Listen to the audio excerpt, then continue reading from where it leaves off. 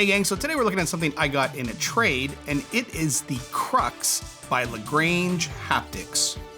So this is something I picked up from a good friend of mine, Nicole Annette Fraley.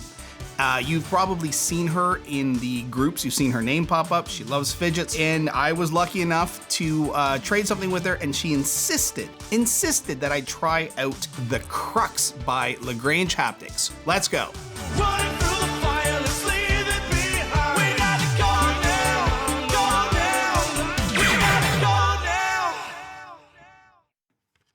Okay, here we go with the CRUX. Now, this is in stainless steel, as I said in the intro. This is something I was absolutely not interested in at all. But a friend of mine, Nicole, actually tried to give this to me in a trade, and I ended up forcing her to take some money for it.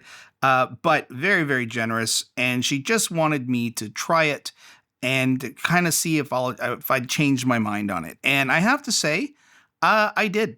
I changed my mind. Now, there's one thing though, that the stainless steel version, let's just put this on the scale while I'm talking about this. I find this way too heavy. I mean, this is like 5.6 ounces. Now, this thing is too heavy to pull off kind of the cool tricks that, we see a lot of cool little tricks people are doing with these.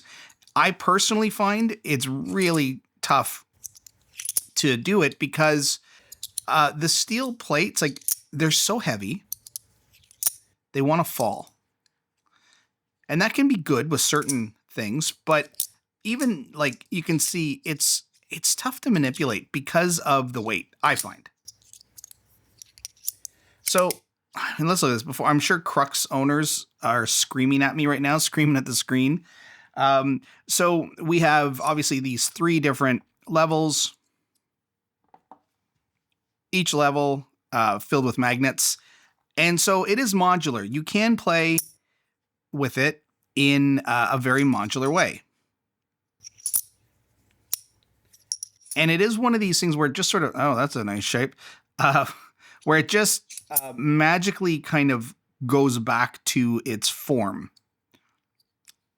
And it slides nice.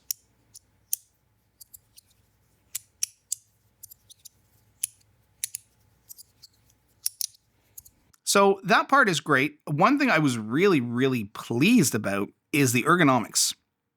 The ergonomics on here are fantastic. Really, really smart. A nice kind of grip for your fingers, which is, I was really surprised by that.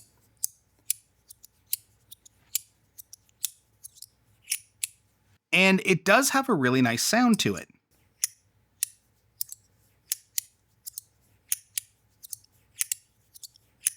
So, the more I use it, the more I kind of learn about it, the more I do start to like it. There isn't anything we can do to take it apart. Like, I can't take this apart. I can't look at the internals of it because you get what you get. But you can use it in different ways. So, for example, here, if I just use these 2 pieces together, it's a much smaller little clicker. You could fit in your pocket.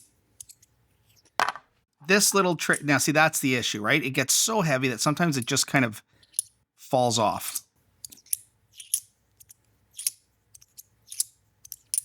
This is a fun little trick, though. You put it out to its sort of like its furthest magnet and just spin it. But I've seen Mark Chang kind of in his videos really sort of manipulate, and I'm not sure if it's because it's steel or if maybe the titanium is lighter. I am unable to do the stuff he can do. It could also just be skill. One thing I have noticed as well that I do like about this is the top one has these grooves, and they feel sharp, but that's for a reason, because you can actually just grab it right in that groove. So you can kind of push out and then take your index finger and push forward on this next piece. So, it's one of those things where I go back and forth on this because you just saw like this can get messy, but it's messy because I'm trying to look at it on camera and show you at the same time. It's big, it's different, it's kind of weird, but there is something to it.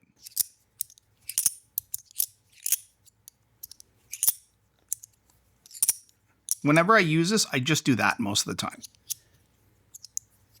But I don't do it for long because it's heavy. This thing is damn heavy, and that is its biggest drawback, I find, is it's too heavy for me to use and enjoy.